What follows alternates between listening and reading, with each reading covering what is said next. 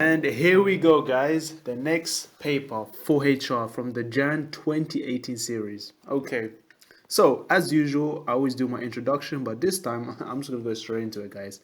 And yeah, just to let you guys know, just make sure you always have a ruler that is measured in centimeters and millimeters. Also, a protractor, compass, pen, pencil, eraser, and calculator. Tracing paper is useful, but not necessary. So let's go.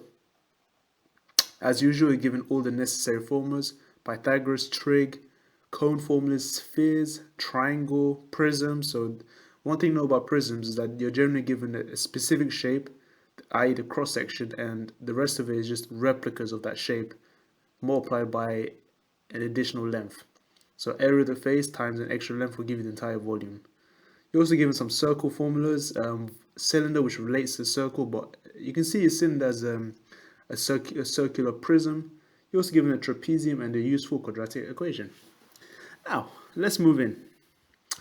Not only 19 this time, so thank God. So this paper only has 19 questions. So, without further ado, let's do this. Okay, number one. So, in a sale, normal prices are reduced by 12%, okay? The normal price of a shirt is $36. Work out the sale price of the shirt. Very easy. I always stick with this general formula, which is the original value times a multiplier, which is 1 plus or minus some rate will give you the new value. So the old value here is going to be 36. Because it's going to be a reduction of 12%, it's going to be 1 minus 12%. And smashing this in your calculator, you should get 36, 1 minus 12%, $31.68. That's it. Next one. 180 items were sold in the sale. 81 of these were shirts. Alright, so 81 out of 180 were shirts. Express this as a percentage of the number of items sold. So the numbers of shirts as a percentage of the number of items sold. So we know there were 81 shirts out of 180 items sold. So 81 of the items sold were shirts. As a percentage, well, just multiply by 100. And if you do that, you should get 45%. So this is easy 5 marks, guys. Shouldn't have every single one. Now, number 2. Diagram shows shape A. Okay, let me just bring it down a bit. So the diagram shows shape A, which is measured by 3 by 6 on the left-hand side of the L, and 8 at the bottom of the L, and 2 on the other side. So work out the area of the shape. Well, what I would firstly do is recognize that this shape can be modeled as 2 rectangles, yeah? One with a base and height of 3 and 6, so you can say a 3 by 6 shape, plus another rectangle which is 2 across here, and now a certain length here. You can find that length which can be obtained from the difference between 8, and if you cut 3 more, means you have a remainder of 5. So this will be the other area, a 2 by 5 shape. Now if you work with the areas of both, 3 times 6 is 18, and 5 times 2 is 10. So this is an area of 28 centimeters squared. Easy. Next, a prism. So now here is a prism with shape A as its cross section. So you recognize the similarities between this and the previous question. This was the 2D map of the shape. This is just a 3D version of it. So it's a prism. We're given the prism formula in the beginning of the paper, which is located over here. So very useful. You just use pretty much the volume of the prism is generated by the area of the cross section, the L shape basically, times the additional length. So for us, it's simply going to be firstly the area of this face. So the volume, just to note it down, will be the area of the face A times the height. Now let's read the question. So apparently the volume of the prism is 350. So let's label this 350. And we know the area already was 28 from the previous question. And the length of the prism is h. Work out the value h. Well, this is just algebraic equation. All you do is just solve for h by firstly dividing 28. So this means h is going to equal 350 over 28. And this should give you 12.5 centimeters. Done. Okay, question 3. Very easy. So A is the point with coordinates 1, 3 and B with 7, 8. So let's just go ahead and put it here. So imagine you got coordinate A here and let's say B is up here because B is more to the right and higher up. Not really important, but yeah. Now find the corners of the midpoint of the line segment. So the midpoint could be just bang in the middle. Let's call that M. So the way this works, to find the midpoint, the easiest way to do is just to find the middle value. The easiest way is to just add up the respective corners, the respective axes, and then just divide it by 2. For example, to find the midpoint of the x coordinate, you can do 1 plus 7, which is 8, and half of 8 is 4. So just to show you working out. So for the x, you can say 1 plus 7, which is 8, over 2, and gives us 4. As for the y, you just do 3 plus 8, which is 11, over 2, and that's 5.5. So half 11 is 5.5. Done. Number 4. So a bag contains only red and green marbles. Now notice that the bag contains a total of 400 marbles, so that's a hell lot of marbles there. The ratio of the number of red to green, so I could even change the color to green as well, is 5 to 3. So it's 5 to 3, yep. So this means that for every 5 red marbles, you get 3 green ones. Meaning that this needs to be distributed in that ratio. How many more red marbles are there than green marbles in a bag? Well, the first thing I always do in a ratio question, if they tell me that there's a total amount, I would firstly add up the ratios. Notice that 5 plus 3 gives us 8 parts. Now we can say that 8 parts must be equivalent to the 400 marbles. So 8 parts equals 400 marbles. So this implies that if you divide it by 8, you can get a single part which is worth 50 marbles. Now, since we know that there are 5 red marbles to 5 parts are red and 3 parts are green, if 1 part is 50, that means for the red marbles, there are 5 times 50 marbles. So red, so let's do red to green in a certain way. We can say red to green, there's going to be exactly 5 times 50 red and 3 times 50 green, because there's 3 parts. And this is equal to 250 and 150 respectively. Now the question says, how many more reds are there than greens? Well, there are 250 reds and 150 green, meaning the difference between them is 100 more reds. Okay, and that's it, guys. Now, number 5, transformations. So the diagram shows shape S and T on the centimeter grid below. Now, when you look at this firsthand, you need to ask yourself, what's happening? Well, first things first, the shape is the same, but the only thing is that it's just moved position. I mean, it could have rotated, but it's unlikely. It looks like a blatant translation, so it's moving from one place to another. So the easiest way to do this is to always pick a reference point. I always pick the easiest thing, like a bottom corner of both. Then I ask myself, how did it get from S to T? Well, you can say that firstly, from S, it's moved about 4 blocks to the right and 1 block down. And so we can call this a translation, because translation is movement, translation from S to T by a vector is another word we can use, of 4 and -1. The 4 represents 4 to the right across the x-axis, and the -1 means 1 down from the y-axis. That's how it works. Okay. Part B. Rotate triangle V over here 90 degrees anti-clockwise. Anti-clockwise means if the point was here, clockwise would be the natural direction across the clock, but in this case it would be the opposite direction. And 90 degrees is a perfect right angle. So here's anti-clockwise. About the point 2, 2. So 2, 2, firstly, let's have a look at this. So 2, 2 is going to be marked over here. So we got to think of this as like a dial point, a pivot. So what I do, I always pick a reference point. I always pick, say, this corner here. So I ask myself, how far away is it from the pivot point? Well, it's 4 blocks across. And if I'm going to twist it 90 degrees clockwise, well, this shape the line here must rotate 90 degrees to be here. So it's going to be exactly somewhere over here. So this is a blatant 90 degrees turn. So this corner must be there. Then I do the same with this corner. It's 5 blocks away, so it must be 5 blocks away here. Now, we have to ask ourselves, how would the general shape look like, just for convenience sakes? Well, if this is tilted at this way, and if it's twisted 90 degrees, this shape means that the long part will now will be flat on the ground. So this straight line here Where's my pen gone?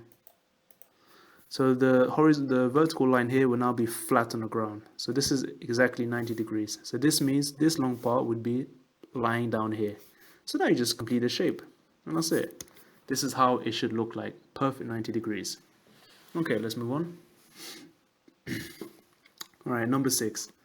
So the table gives information about the number of goals scored in each of the 40 European Championship football matches. Okay, so it tells us that for each of the football matches, which is measured by the frequency, for example, for one match, no goals were scored.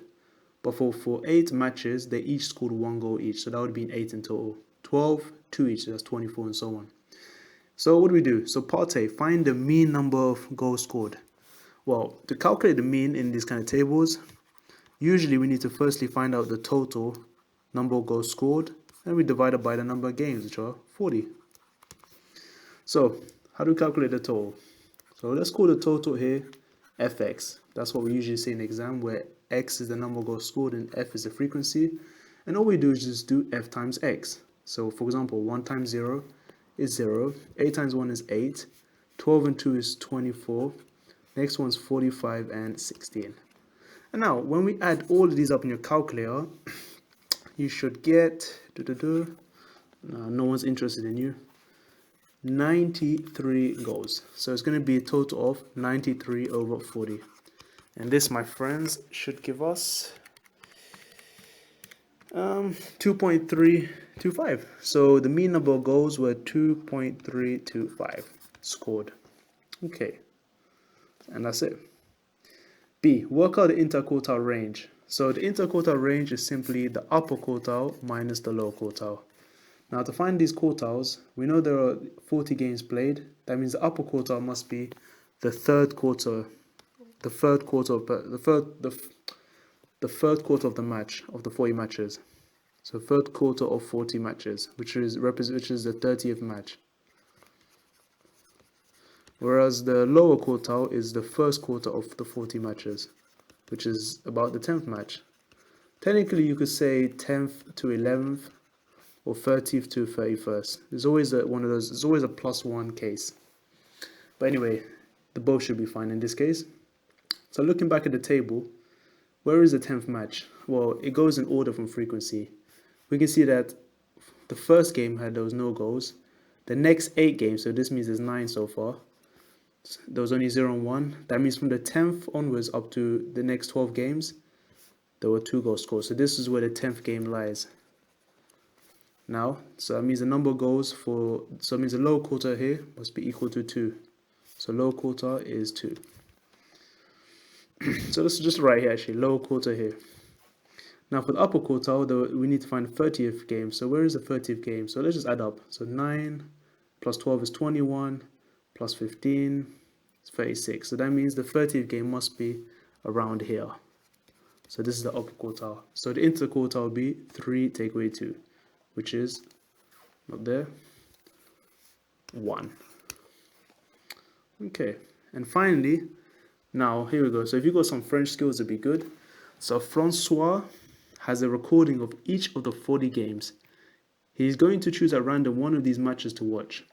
Now, C tells us to find the probability that in this match, and pay attention, more than 2 goals are scored. So more than 2, i.e. 3 or 4. So firstly, how many matches scored 3 or 4 goals? Well, we can see there were 15 matches for 3 goals and 4 for the other one, meaning a total of 19. So the probability that more than 2 goals are scored were in this kind of match would be 19 out of how many matches? 40. So 19 games out of 40. Okay, here we go. Number 7. I love these next set. All of this is just simple algebra. So what do? So A, factorize the following. Well, when we look at this, we need to ask ourselves, what do they all have in common firstly? Well, they all have at least a single A, so let's whip out the A outside the bracket. Now what's left inside? So to make 4AB, we need to stick in a 4B with the A. To make 7A squared, well, we need to stick in a 7A because we've got A already. And because we already generate A, to make A will be A times 1, because A times 1 is A. And that's it. This would be the answer over here. Now B, solve the inequality. Solving inequalities is like solving equations with equal signs. Just move appropriately, but what I do, I always make the positive terms on the right side. If it's negative, I always move to the other side so it stays positive. For example, I would put negative AP across, so it would be something like 4 greater than 11 plus AP. Reason why is that, well, you don't want to divide it by negative because then now flip the inequality around. So what do we do here? So now let's just solve this. So firstly, let's move 11 back to the number term, so it'll be 4 minus 11, which should be, if you're not sure, smash in a calculator like I am. You get negative 7, so you have minus 7 greater than 8p. Then dividing 8 across, you have minus 7 over 8 greater than p. Or this reads as well, p is less than minus 7 over 8. Good. C. Expand and simplify this, x plus 3 and x minus 6. Okay, so double bracket method. So firstly times x of x and then x of 6, 3 and x, 3 and 6. Now what do we have? Expanding this, you're going to get x times x is x squared, x and minus 6 is minus 6x, 3 and x is plus 3x, 3 and minus 6 is minus 18. Now all you do is collect like terms, i.e. the middle terms.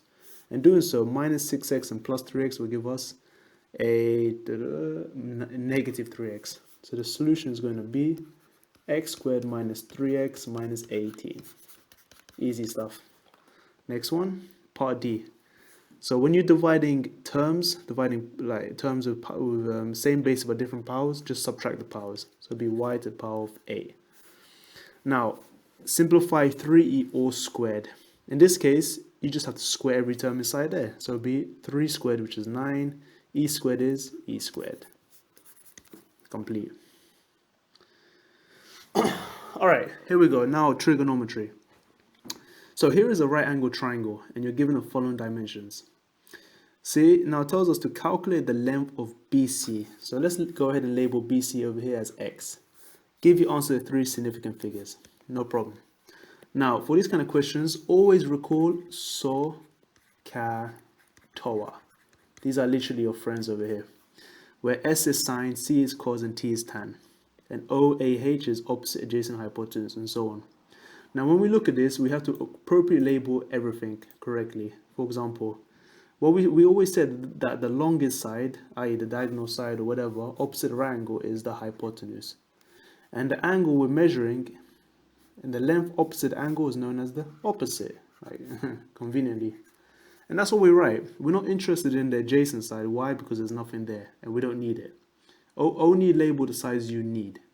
So now we ask ourselves, what has O and H? Well, we can see that SO has it. So then we will finally conclude to write this out. This represents sine angle equals opposite over hypotenuse. So sine of 20 must equal the opposite x over hypotenuse, 8.4. Now you just use algebra and solve this. And to do so, to make x a subject, well, just multiply 8.4 across. So it'll be 8.4 times sine 20 equals x. And smashing this in the calculator, let me see it, 8.4 times sine 20. And you should get 2.87. So x equals 2.87 to 3 significant figures. So first 3 digits that don't begin with a 0. That's all. Number 9. What do we do here? Find all the factors of 1426. Okay, easy. They've already found all the prime factors of 1426, which is 2, 23, and 31. Now, to find the factors, we just need to find all the pairs that can make this term, literally. All numbers that go into it, practically. So let's have a look. So the first factor, what do we have? We have, of course, 2, 23, and 31. They're all factors of 1426. And of course, 1. 1 goes into everything. Now, what else do we have? Well, we also have 2 times 23. We also have 2 times 31. We also have 23 times 31. And of course, we also have itself 2 times 23 times 31, which is 1426. So all of these make up all the factors. I'm guessing in an exam they probably want you to write the actual solutions. So 2 times 23 give us 46. 2 times 31 is 62. And this one here, well, you can kind of see that it's just half, because if you just knock out the 2, it's 2 times something gives you 1426. Of course it's half, so it'll be 713. Or just use a calculator. So all your factors are going to be 1, 2, 23, 31, 46, 62, 713, and 1426. All of them going on this line. Now, let's move on.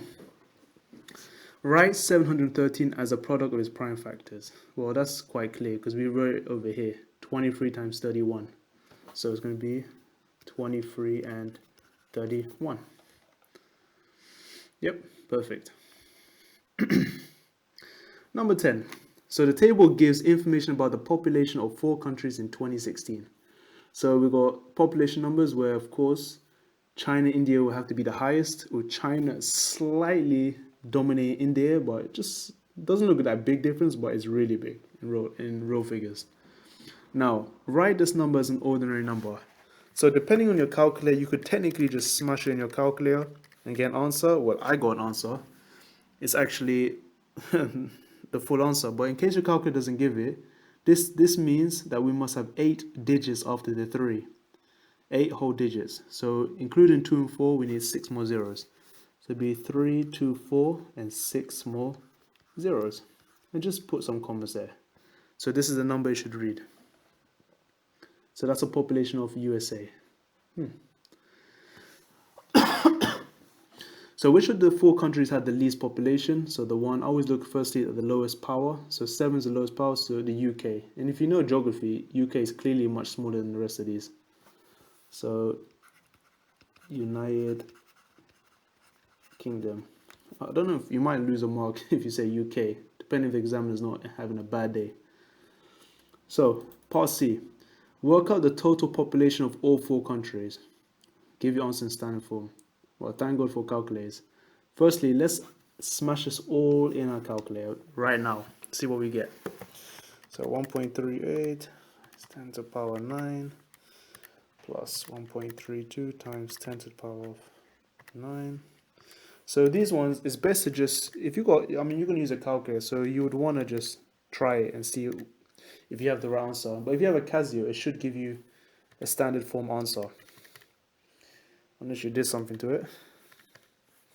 So let me see if I just entered it correctly. 6.5 times 10 to the power 7. Okay, I'm going to just go over a limb here, but this is what I got. So if you get an ordinary number, you might get something like this. So 3089 and 6 more zeros. So as standard form, is the number digits after the 3. So be, for example, in this case, 3.089 times how many digits? 1, 2, 3, 4, 5, 6, 7, 8, 9. 10 to the power of 9. Seems realistic. So this is over 3 billion. 10 to the power 9 is a billion, so this means over 3 billion. And finally, last one. So the population of Delhi in 2016 was 1.87 times 10 to the power 7. In 2016, the ratio of the population of Delhi to the population of India is 1 to n. Find the value n. Okay, so what I always do, I just write this as a fraction. Just divide the population of India over the population of population in Delhi over population in India, and wherever that is in a fraction, that will pretty much be the same as a ratio. Okay, so for example, if the fraction is said a over b, that means the ratio is now a dot b, a dot b, a to b. So put it in calculus. So population of Delhi over population of India, you should get, so 1.87 times 10 to the power 7 over 1.32 times 10 to the power 9. 32 times 10 to the power 9. Okay, see what this gives you. Yeah? Hopefully we get a decent answer here. Times 10 to the power 7. 1.32 times 10 to the power 9. Okay, I got 17 over 1200. So that means the ratio is 17 to 1200. And to get, well, 1 to n, you just divide it. To get 17 down to 1, you got to divide them by 17. So dividing 17 across, you should get 1200 over 17, which is about 70.588. Round it upwards, you should get 71. So the ratio is for every one person Delhi, there's 71 people in India. Whee! That's a lot. That's a lot. Okay, question 11. So let's have a look. So now we need to simplify 2a cubed b power 4 times 4a squared and b power 5. The easiest way to do it is to multiply them by distributing them individually. So for example, 2 times 4 firstly will give us 8. A to the power 3 times a to the power 2, so we just add the powers, it'll be a5. And finally, b4 and b5 will make b9. Again, adding the powers. Next one. Okay, it says c to the power k equals 1 over the fourth root of c squared. What is that? How can you write that as powers of k? Well, let's just try and tidy this up here. So let's find the fourth root, the square to the fourth root. Remember, the fourth root is just a quarter as a power, so it'd be 2 times a quarter. So literally be c to the power 2 times a fourth. And 2 times a quarter is 2 quarters or a half, so it'd be 1 over c to the power of half. Now, notice how they want us to rearrange it back to c to the power k form, yeah? So the only way to do this is to put c on the baseline. So to bring it back in reverse, we need to take the reciprocal, so it'd be c to the negative half. The negative means a reciprocal. So the value k is minus half. So k equals negative half. Okay? See if you guys get the same result and let me know, please. Okay, part C. Simplify fully. Well, easiest way to do this is to open up the bracket by not expanding it, by the way, yeah? So let's just put 2 brackets. So we're going to have 4 times x plus 2 and x plus 2 all over 6 times x plus 2. Now we can instantly see that we can cancel out a single x plus 2 up and down. Bang, bang. So we're left with 4 times x plus 2 over 6. Can we simplify this? Yeah, we can simplify 4 and 6 by dividing 2. So this becomes 2 and 3. So the final result is going to be 2/3 times x plus 2.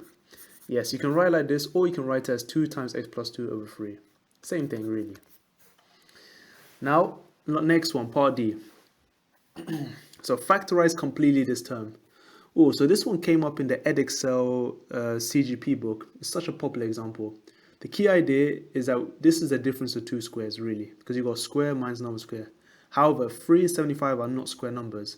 They are, however, in the 3 times table. So if we take out 3 first, factorize 3, what do we get? We're left with x squared minus 25y squared. Now, let's look at this part here. These are both square numbers, so we can square root both of them and make it into that double bracket format.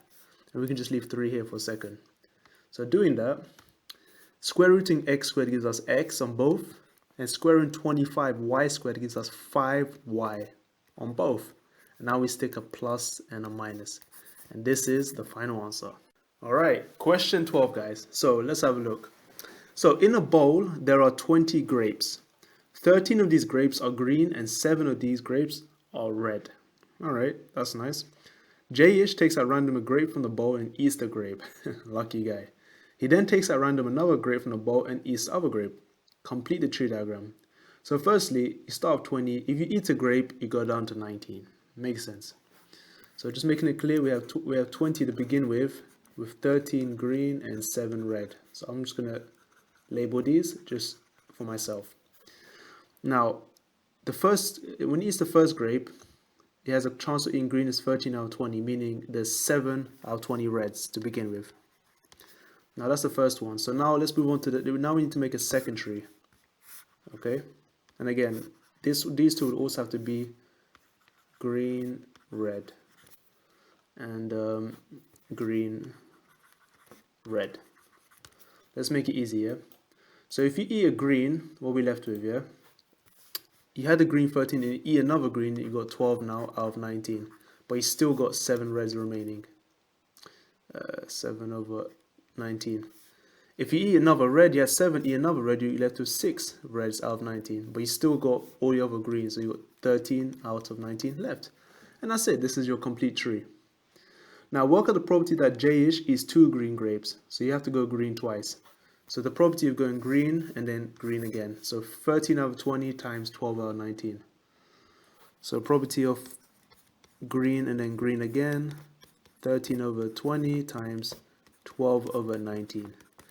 And that should give you, my friends, 2019. As a simplified probability on my calculator, 39 over 65. I'm sure you can leave it as any other form, but that's fine. Now, this is not over yet. So Jayish takes at random a third grape now, and eats this grape. Work at the probability that there are now 11 green grapes in the bowl. Okay, so first things first. So to make sure there's 11 green grapes, you must have eaten 2 greens already. So let's just have a careful think about this. So it doesn't matter what we eat as long as we eat 2 greens.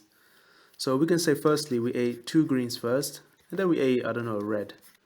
Or we ate 1 red first and then 2 greens. Or we probably had a green first, a red, then a green. So this means, all of these means there are now 11 greens left. So what's the probabilities? To eat green first was 13 over 20. That means you have you ate 1 green, so you got 12 over 19 left. But you still got all the reds, so you got 7 over and it's 18, because now you're 18 left at this point. So all probabilities here will be over 20, 19, and 18. Same here. So I like what they did there. They really spiced up this question, didn't they? So let's just change the colors. So probability having a red first was 7 here. Of course 7 here, because that's, remember, these are all the first reds. And as for the green, you had 13 initially, now you got 12. You had 13 initially, now you got 12. Easy, guys. And notice how they're all actually the same values. So if you just work out one of them, just multiply by 3, because they're all the same. So what you should get, 13 times 12 times 7. But again, check if you get something different. If you did the question differently, I would like to know why, yeah? So you get 91 over, let me see, 570. So they're all, of course, going to be the same result. You can double check them if you're not sure. And then add them all up. That means the total probability would be 91 over 190. So this would be the answer. Very nice question. I really like this one. All right, number 13. Let's do this. So they present to us a graph of y equals x cubed minus 4x squared plus 1. So in other words, a cubic shaped graph, because we start with x cubed. So it's always a kind of S snaky shape. Now, looking at part A, it asks us to use the graph to solve this equation. So one thing to note is that the original equation had a y equals. And now if you look carefully, it's the same equation, but now they said that y equals 2. So in fact, they added a 2 here, meaning y equals 2. So all we got to do is sketch the line y equals 2. And all that means is that it cuts the y-axis at point 2. So it's going to be one straight line all the way across. And if you see, it goes all the way and it cuts here as well. So this line cuts exactly at about here, which is, I think, 4.1. No, wait. 4.5 is here, so it's less than 4. So about 4.05-ish. Okay, you can get that double checked. So 4.05-ish. Now, for which value of k does the equation x cubed minus 4x squared plus 1 equals k have exactly 2 solutions? So same equation, but now we need to find what straight line gives us 2 solutions, cuts through 2 different curves. So for example, if we were to cut it through anywhere here, you get, for example, 1, 2, 3. So that's bad. So we're looking at the edge, the uppermost here. So if we cut through here, we get 1 solution there, and we can get 1 solution there. So that's 2. So this is the only possible point. If you cut through y equals 1, it's the only point to get 2 solutions, there and there. So k must be 1. Okay, so this is easy.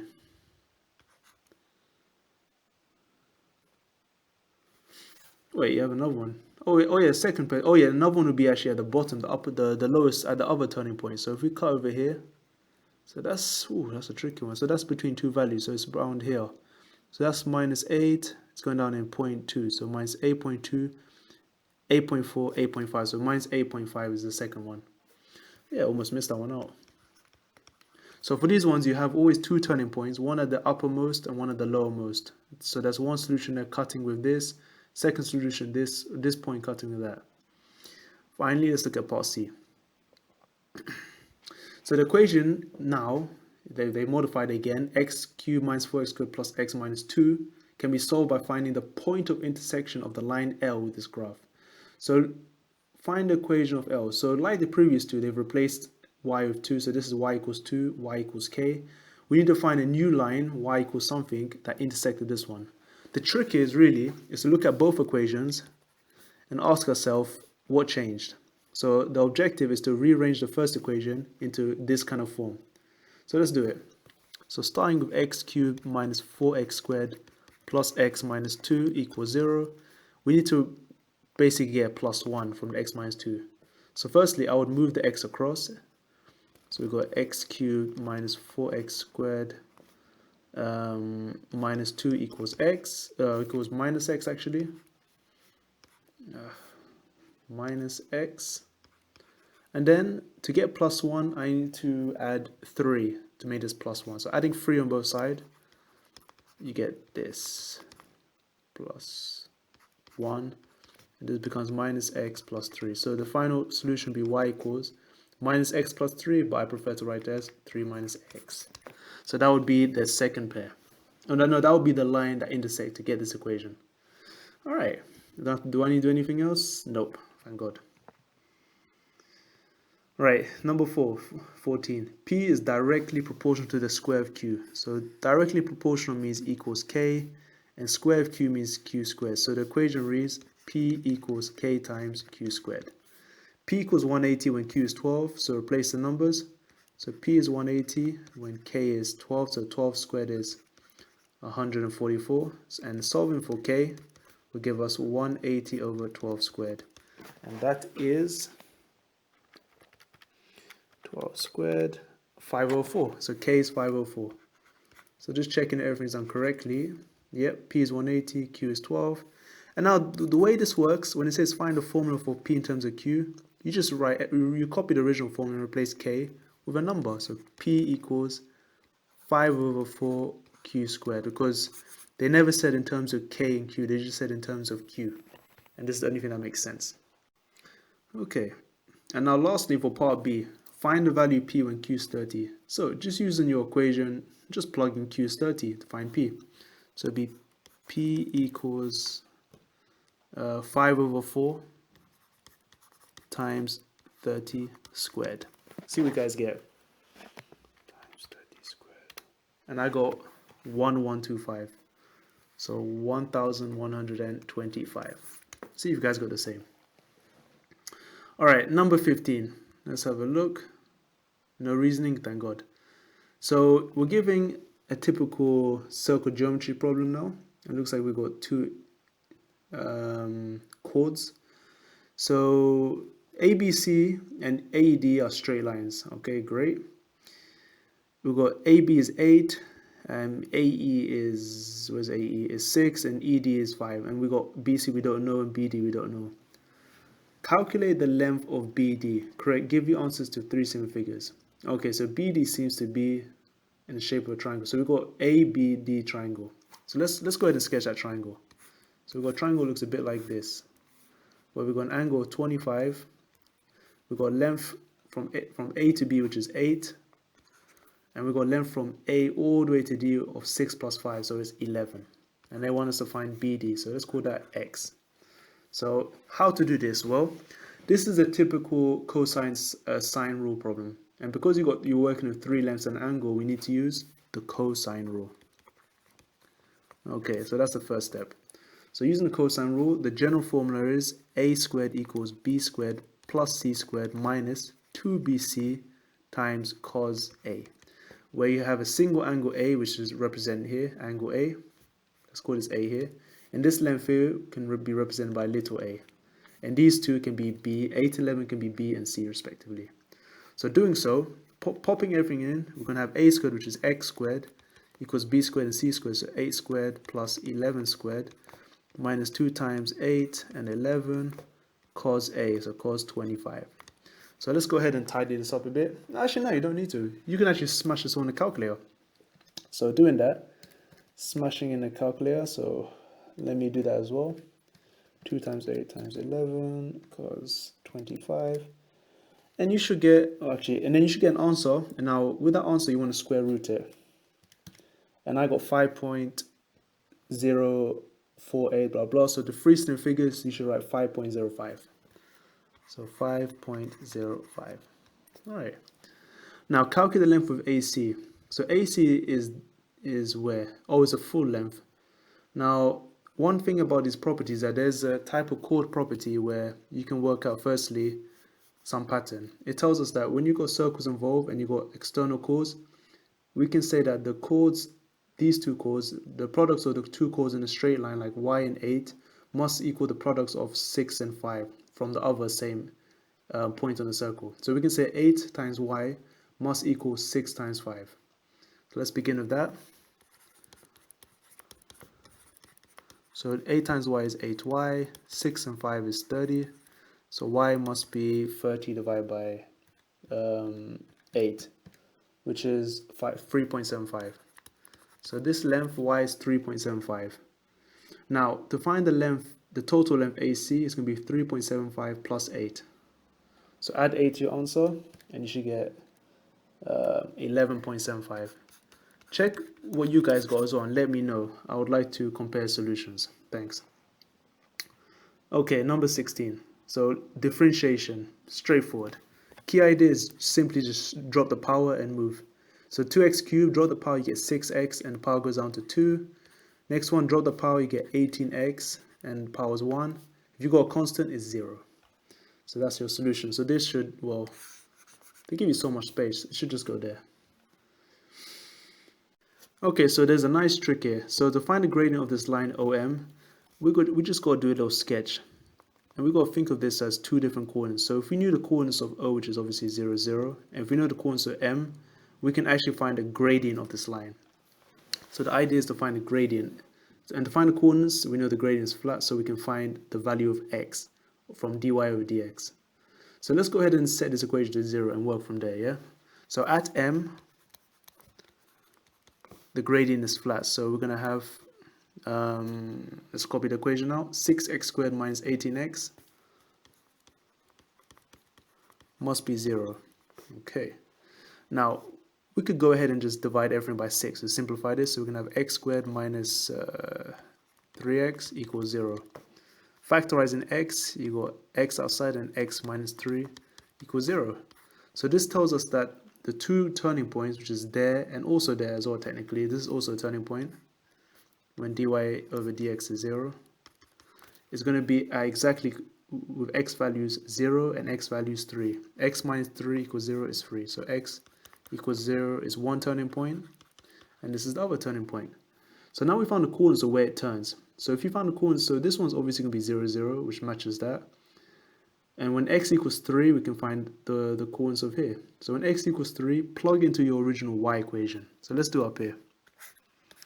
So when x equals 3, y must equal, so plug it all in, so 2 times 3 cubed minus 9 times 3 squared plus 31. Okay, cube, sorry. Minus 9 times 3 squared plus 31. And I got 4, so y equals 4. So I think this is correct, but double check the working out as usual. Cubed, yep, so it's 4. So the coordinate is 3, 4. So to find the gradient between 2 points, well, you can just draw a straight line. This is 3, 4, and this is 0, 0. You could use the dy over the delta y over delta x method. So the change in coordinates. And the change in coordinates is clearly from x and y. So changing y's would be 0 and 4, so it would be a difference of 4. And the difference of 3 and 0 is 3. So the gradient is 4/3. Let me know how you found this question and confirm with me, please. I would like to go through again if you're unsure. Question 17. Whew. Almost done, guys. Only 3 more to go. Remember, this is only 19 questions, so thank God. So PQRS is a quadrilateral, as given here. It says V is the midpoint of PQ and W is the midpoint of QR. Right. So what else do we know? We know that x is the point on Rs such that Rx is 3/4 of Rs. So if you look at x here, if we do the length of this one, this would be 3 times the length of this small 1/4 of the length. So 3 to the ratio of 1. Now let's go ahead and label this since we got some information. So P to Q is 6a. So P to Q is 6a, meaning this would be 3a because it's half, and this is 3a. So remember, vectors is measured by the same direction. And Q to R is 4b, so this must be 2b and 2b. And what else do we know? Is that it? And if you're going from, and R to S, and R to S is 2c. God, I had to use a horrible one. And this is 3 to 4. So if all of this is 2c, this is going to be 1/4 of 2c, which is half a c. And this will be 3/4 of 2c, which is 3/2 of c. Okay, they must add up to 2c. Okay, alright, not bad. Now we can do something. And U is on the point PS such that PU is 3/4 of PS. God, seriously?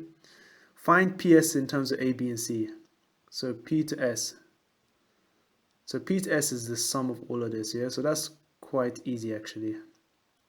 So it'd be 3A plus, so it'd be 6A plus 4B plus 2C. Okay.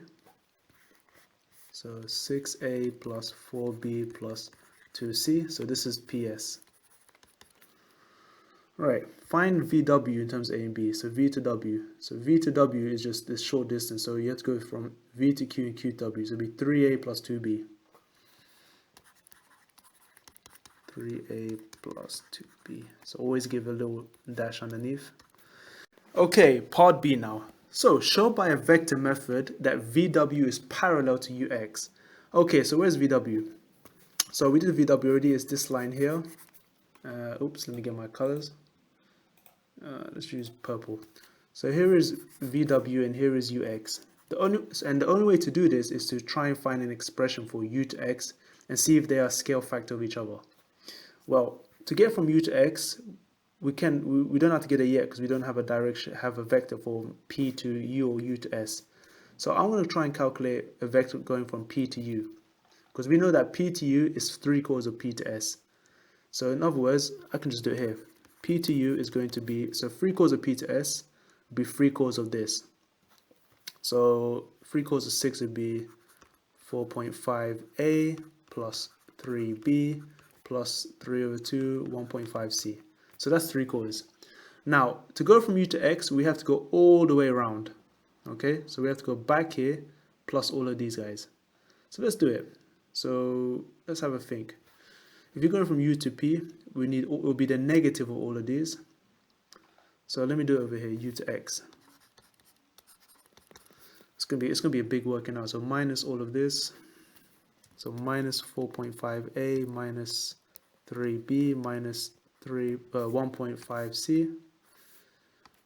1.5C. And now we're gonna add the rest. Plus 6A plus 4B plus 6A plus 4B plus 3/2 plus 1.5C. Yep.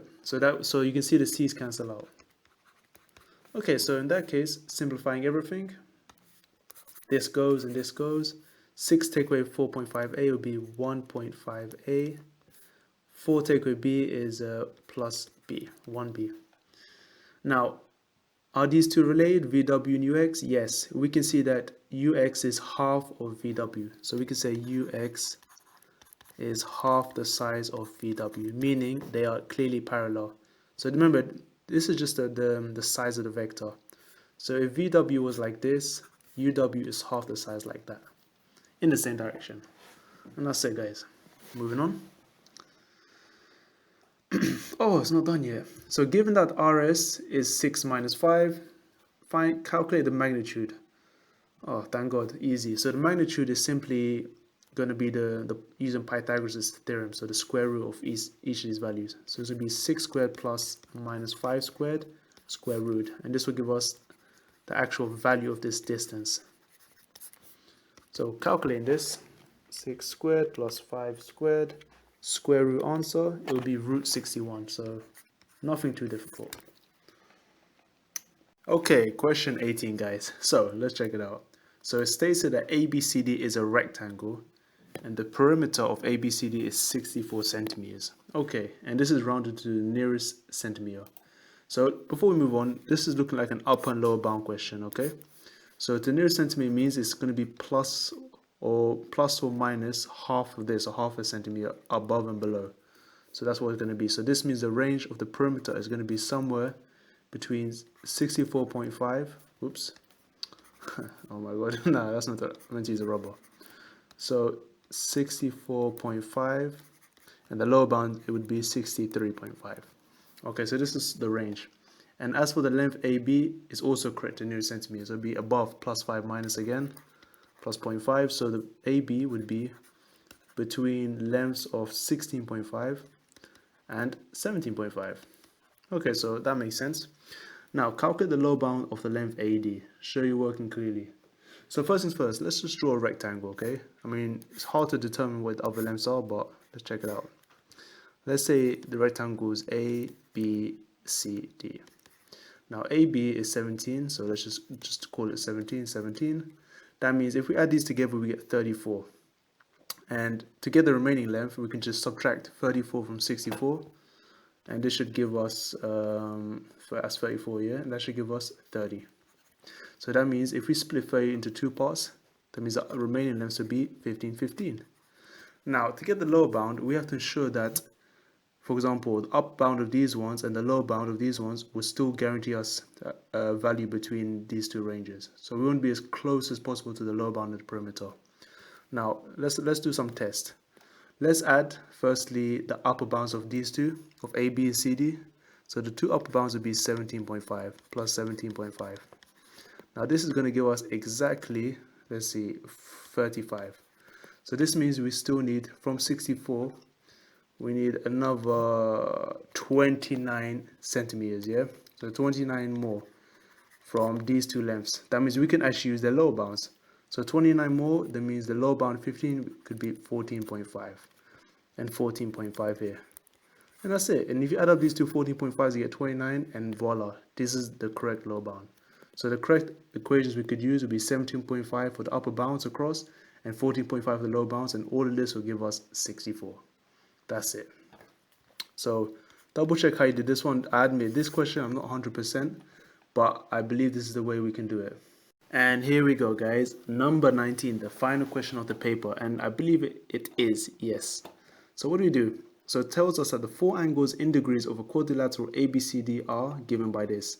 And we need to show that this ABCD is a trapezium. So I've already sketched it here earlier just to make it, just to speed this up a bit. And the key idea is, I mean, I don't know if it's ABCD like this, but we have to observe that a trapezium, like what makes a trapezium? Well, a trapezium firstly has two parallel sides, and that the sum of its supplementary angles, like for example A plus B, must equal 180 around the parallel line. And same with C and D. These two must add up to make 180. So that's what we need to prove. We need to basically find a combination here that equals 180 for two angles and 180 for the other two. But first things first, we need to find the value of x to satisfy this. And to do this, we need to also realize that in a four-sided shape, all angles must add up to 360. So let's go ahead and add up, all of these angles here. So let me change the color of the pen. Okay, so all of these ones, we're going to now add them up. So what do we get? So I'm going to do it fast. So x squared plus x squared will give us 2x squared. Now adding up the x terms, minus 30x minus 30x is minus 60x.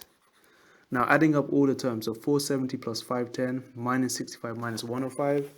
And that should give us, well, I'm going to just quickly do it in a calculator. Minus 105 minus 65. And you should get 810, so plus 810. And every single one of this must add up to 360 degrees. Okay, good. So far so good. Now let's go ahead and solve this, yeah? So one thing to know is that this one is blatantly like a quadratic equation, so we need to subtract 360 across. So we have 2x squared minus 60x, subtracting 360, I should know this one. And you should get 450 equals 0. Good. Now, making your life easy, just divide this all by 2 so you can simplify it. So x squared minus 30x plus 225 equals 0. Right, almost there. Now let's go ahead and factorize this, yeah? So what do we do? So using the quadratic formula, we can say, for example, using the general rule, such as x equals minus b plus minus b squared minus 4ac all over 2a. And remember, this formula is actually in the beginning of the book, so you got it. And realizing that the value of a is the coefficient on x squared, which is 1, b is minus 30, and c is 225, we should get the following. So let's plug it all in. So I'm going to assume you guys know how to do this, yeah? So minus b is plus 30, and minus 30 squared is 900, minus 4 times 1 times 225, 4 times 1 times 225, which is also 900. So, so conveniently, this part is 0, all over 2 times 1, so 2. Okay, and really, because it's 0, it's just going to be 30 over 2. And the answer for x would be, well, 15 degrees. Now we found x. Let's go back to the top. So since we know the value for x, we can go ahead and actually work out each of these angles. So what do we have here? So when x is 15, the first angle would be 15 squared minus 105, which is 120 degrees. I'm getting a good feeling about this.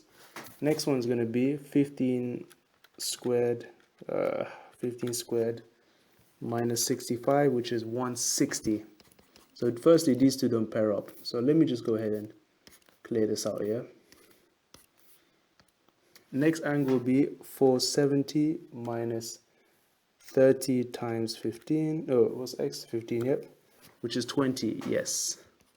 So I can kind of see that these two b and c pair up. So let's put, well, we'll do that in a second. And finally, angle D. 510 minus 30 times 15. And that should be 60 degrees. Okay, so all checks out. So now we can see that the two pairs that make 180 would be 120 and 60. So let's call this one A and D. So this would be B and C, because A is A, B, C, D. So A would be 120 and D is 60, and that, yep, that checks out. That makes 180. And C and B, C being 20 and B being 160. And that's it, guys. That's literally how you prove it's a trapezium, that you have the fact that it's an angle over here. You have two angles that add up to 180 under the parallel and the other two. And that's it, guys. And I hope you enjoyed these videos, and let me know your comments below and everything.